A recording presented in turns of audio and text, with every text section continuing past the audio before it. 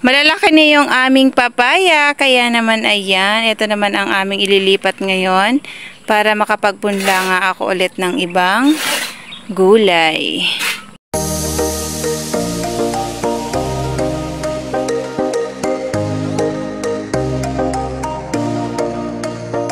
At ayan na nga, si Habi naman ay naghahanda na nga siya ng lupa na aming gagamitin. Sa sako lang namin ilalagay. So dati, nakasubok na rin ako magtanim ng papaya.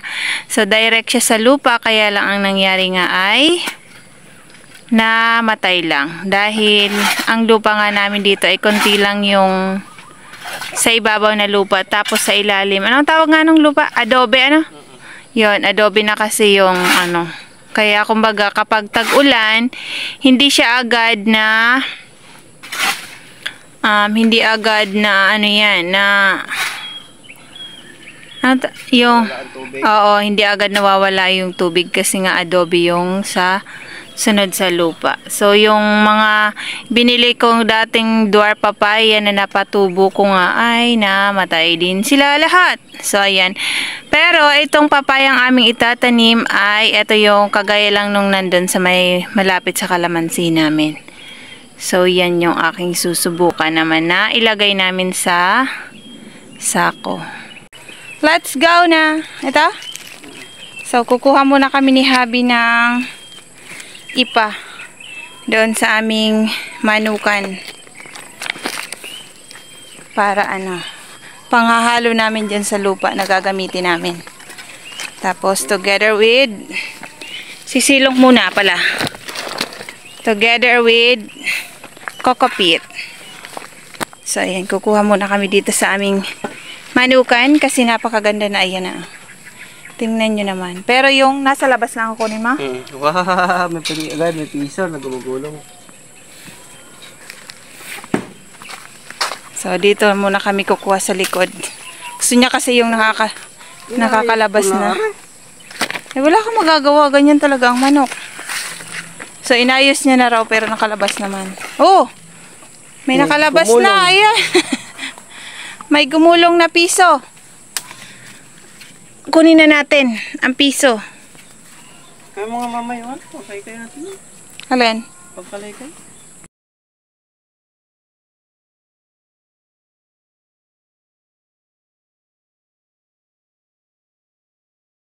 So ito na guys, ihahalo na natin yung ating mga sangkap.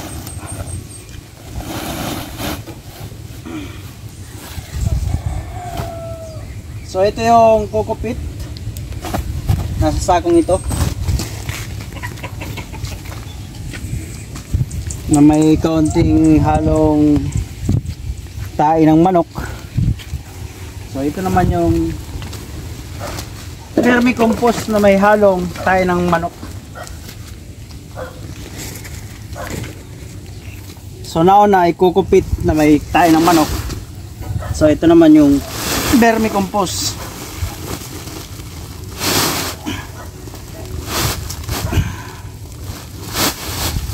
So ayan, na may halong tae ng manok.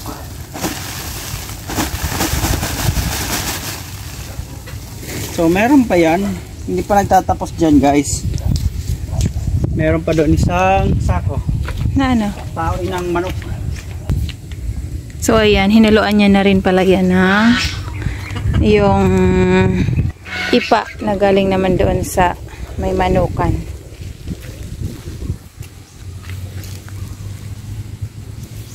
So magtatanim kasi kami ng papaya, gawa nga ng yung papaya namin ay for transfer na rin para makapunla na nga ako ng mga binili kong mga gulay.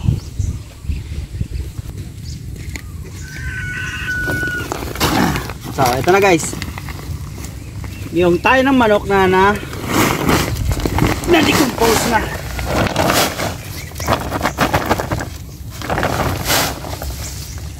Ang ganda na, no? Ang ganda na, no? Yan, syempre. Maganda yung aking cameraman. Camera woman pala. So, ayan na guys. So, dati kasi ay ang ginagawa ko ay nagtitipid ako ng sangkap. So, kita nyo naman yung resulta. maganda. Kaya ngayon, hindi ko na tinitipid ng sangkap.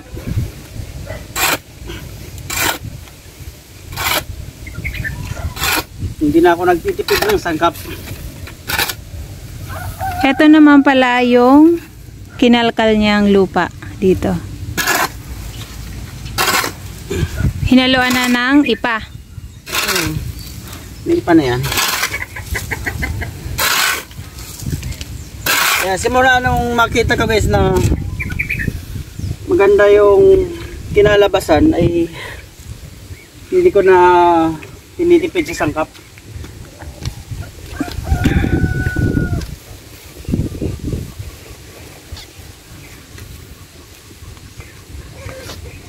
Dahil maganda na yung bulas ng aking talong. Yeah. Gumanda na rin yung bulas ng aking pichay. So meron na tayong nire-transplant dyan kahapon. So yan yung ginawa natin kahapon. Nag-transplant tayo ng 20 peraso. 22.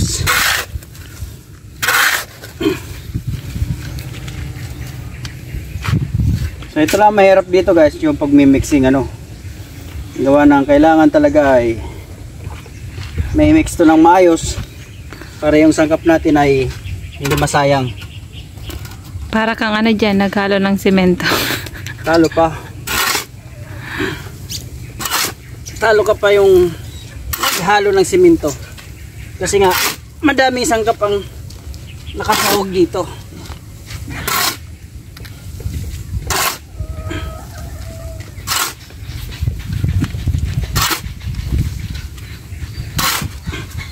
Kaya kung napapansin nyo, quality yung ating mga sangkap. Siyempre pag quality yung sangkap ay alam nyo na yung magiging bunga nyan. Kung dito pa nga lang eh, kumbaga takal-takal, kilo-kilo, eto na oh. Kita nyo naman, ayan na siya. Di ba?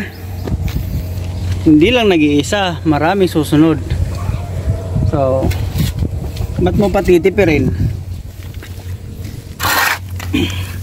Maganda na yung result. Aba.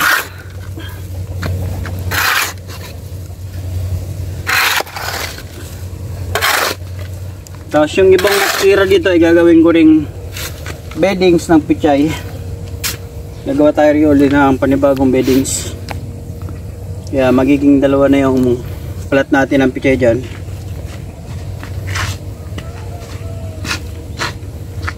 Siguro kapag natapos pa yun, kaya pa ng dalawang beddings doon.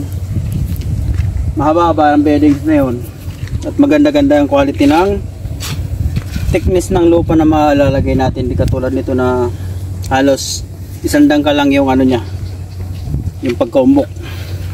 So limited lang. Gawa nang kulang tayo sa sangkap. Kaya ang ginagawa na lang natin yun ay dinadaan na lang natin sa tiyaga at sipag.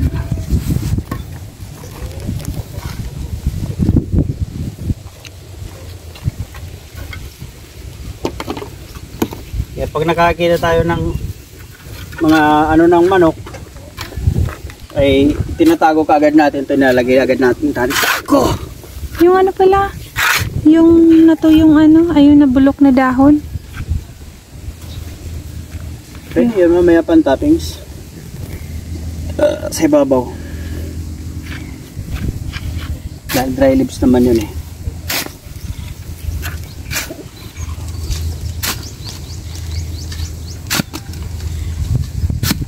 Marami-raming ano yan.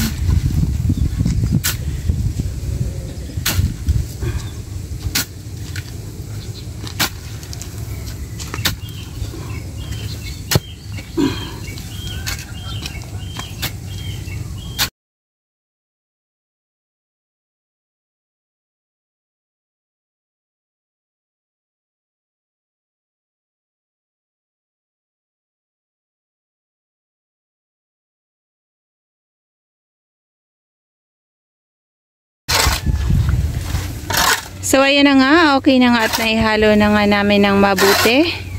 So, maglalagay na kami sa sako. Kasi nga, tataniman namin ng papaya!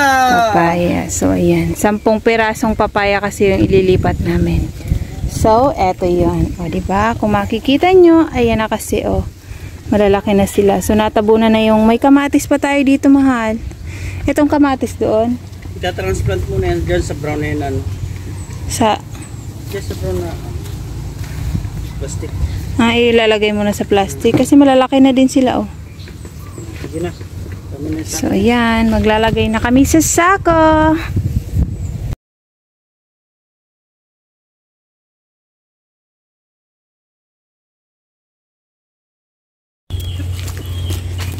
Ayan, yung 10 sako ng semento. So, hindi naman muna namin pinuno kasi mamayang hapon ako magta-transplant.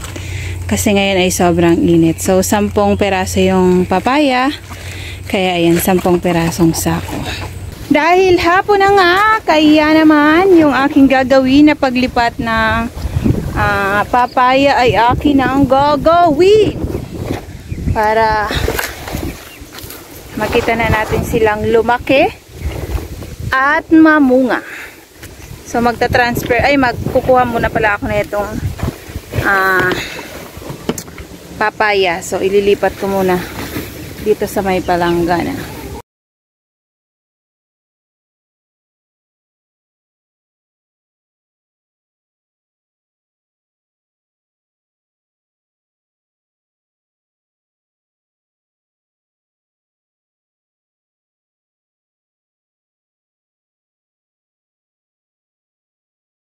Nailipat ko na nga yung 10 pirasong papaya. So, ayan na sila. So, didiligan ko na lang yan. Yun nga lang. Ay, may naiwan pa pala doon. Hindi lang pala 10 piraso. So, may natira pa ditong 1, 2, 3, 4. Yung 4 na natira dito ay tatanim ko na lang muna siya dito. So, ito yung pinagtaniman ko pala nung sibuyas. Kaya lang, hindi naman siya nabuhay. So, ililipat ko na lang muna to dito para kahit pa paano ay makalaki din muna sila. Bago ilalagay doon sa sako.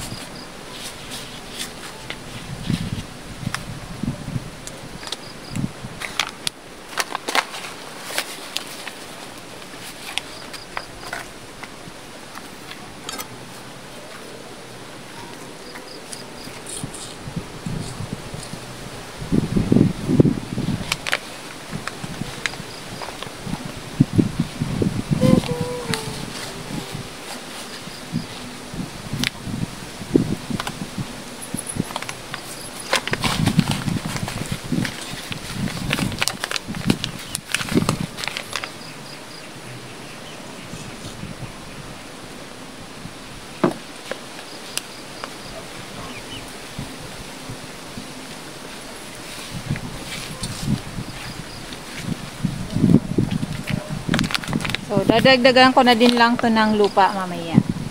At didiligan.